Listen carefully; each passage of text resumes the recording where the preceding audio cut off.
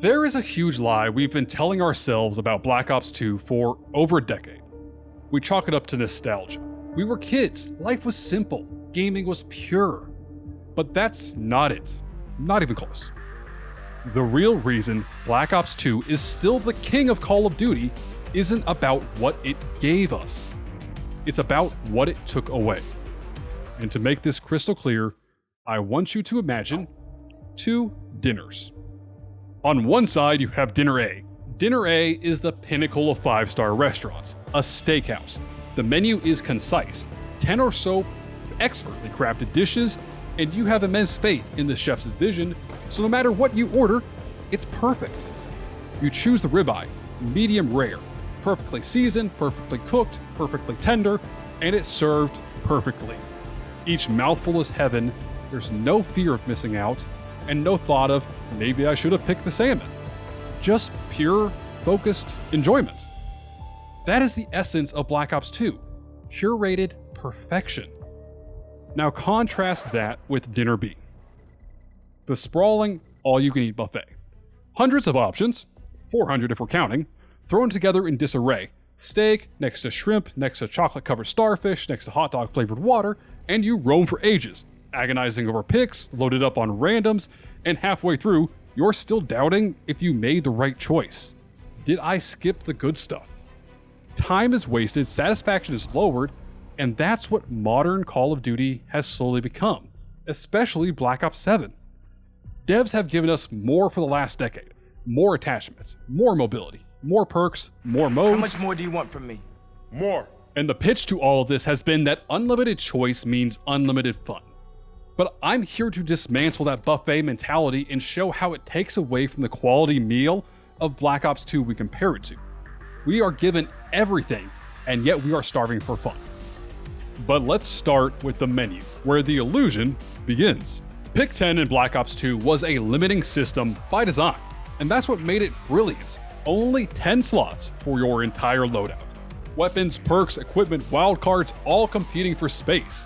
It compelled real, weighted trade-offs. Want to dominate with a shotgun? Sacrifice those utility perks, throw them out the window. Anchoring down with an LMG? Forget the lethals. You had to pick your weapon as the core, like ordering your entree first. And then you layer the sides around it, and then a dessert. Dessert. And just like it's all in a fine restaurant. Ironically, this restriction system exploded the metas wide open. You could build classes centered on shotguns for close quarters main, LMGs for suppression fire, or assault rifles for versatile duels. But each choice defined your playstyle. No overwhelming clutter, your setup felt uniquely yours, tailored, and intentional. Then came Gunsmith in Modern Warfare 2019, and it fit that game's tactical vibe perfectly. Realistic modifications soldiers could adapt for combat needs based on real-world weapon modifications. But 6 years later, it's mutated into a choice monster. 45 attachments per weapon in Black Ops 7. Every gun is handed 5 slots, 4 attachments automatically. Access to all the perks in the game without compromise. There's no picking and choosing what's essential, because you have it all dumped on your plate. The consequence is that innovation dies. Instead of tinkering with scopes and setups to find your groove, everyone just searches on YouTube for the best build and copies it verbatim, just like a buffet where everything is free. So why experiment when the lobster or the steak is the crowd pleaser? In essence, Pick 10 fostered genuine variety by demanding sacrifices. Gunsmith lets you hoard everything, turning players subservient to statistical metas. But which sparks more creativity? And hang on to that thought, because we'll talk about it a little bit more in a second. So let's reflect on this. Your entrees, the steak, the lobster, the chicken.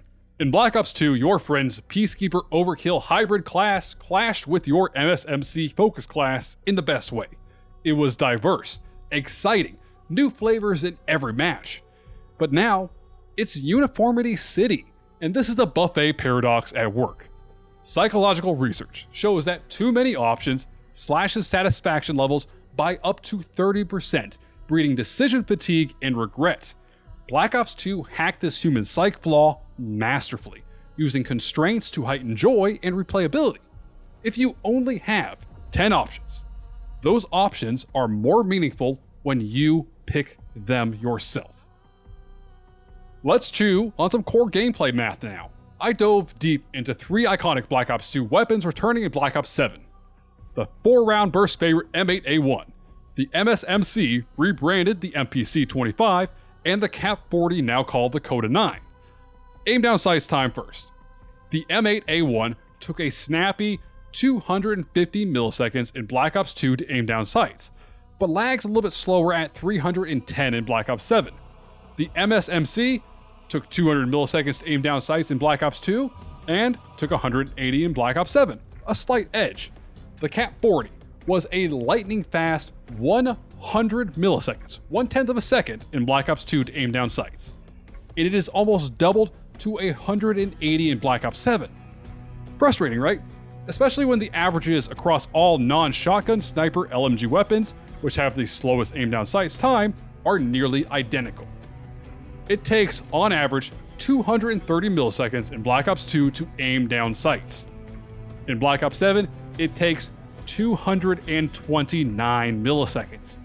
It feels like these legacy guns got a raw deal, deliberately slowed to fit the new texture, but at what cost to their own soul? You can get the steak and the lobster at both restaurants, but you will immediately notice the quality. And as Billy Mays would say, but wait, there's more, and by more, I mean more waiting.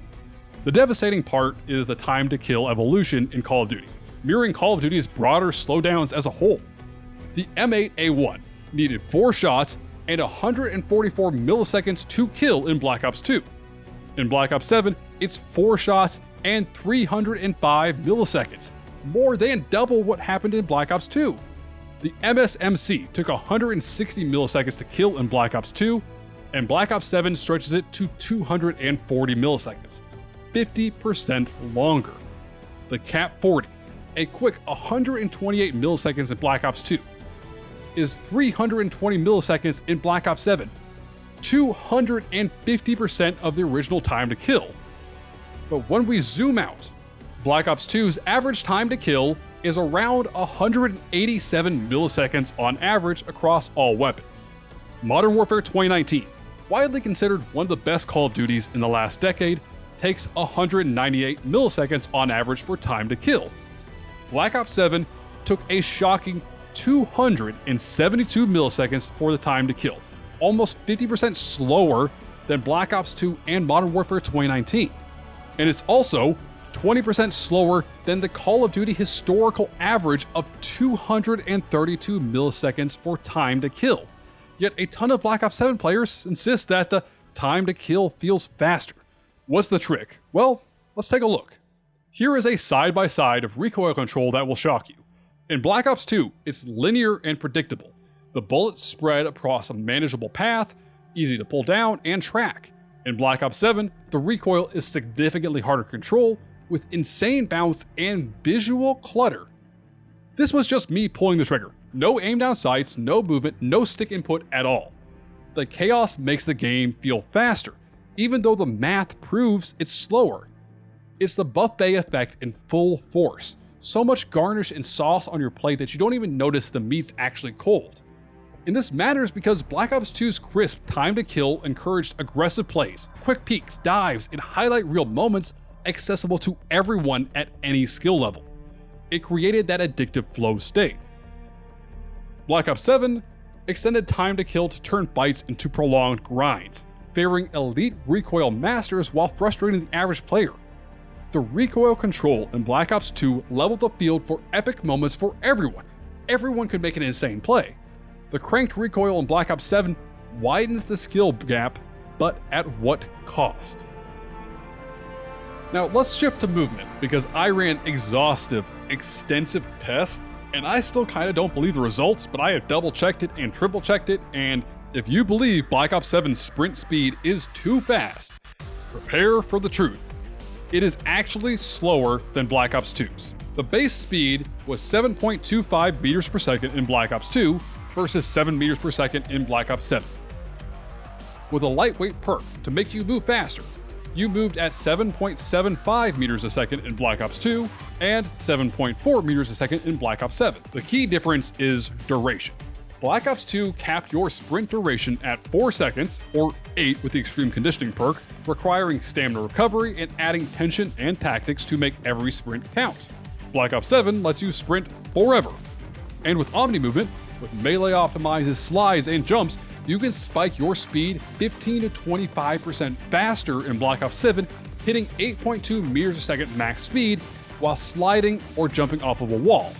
But that is highly skill gated. For the masses, endless motion creates overwhelming chaos, diluting the paced, deliberate feel of the steakhouse experience. And your food arriving incrementally turns into a buffet gorging and just go get more when you're ready. And speaking too much of volume, in Black Ops 2, we had 400 calling cards. After the Season 1 Reloaded update for Black Ops 7, we have almost 600 calling cards, with almost 200 being added every season. By the time we finish Season 6 Reloaded, we will have 15 to 1600 calling cards in Black Ops 7 alone. It's just extra size of the buffet that we really don't need. And one of the starkest contrasts between Black Ops 2 and modern Call of Duties like Black Ops 7 is the seasoning. Aim assist. Black Ops 2 used a system that we're going to call braking. When within a 1.5 times radius of the target, your aim slowed down 50 to 70% based on the distance from the enemy, and it was sticky near foes but required you to manually track, control recoil, and even move with the enemy for better engagement. It was uniform across all weapons, consistent, fair. This let average players seize opportunities for insane plays and high performance. An average player could look like scum from just 1 second in a game that happened 10 years ago. Black Ops 7's system is two-part.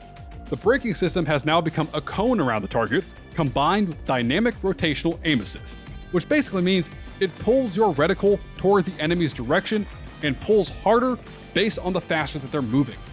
When comparing, Black Ops 2 technically had stronger braking, but Black Ops 7 requires rotational aim assist because movement is so erratic in the game, it can even break under extreme movement patterns. Black Ops 2 rewarded pre-aiming and precision. Black Ops 7 demands higher skill overall. And on a grand scale, Black Ops 2 empowered everyone to have one-of-a-kind moments, to feel like the best player in Call of Duty for just one game of the matches they play.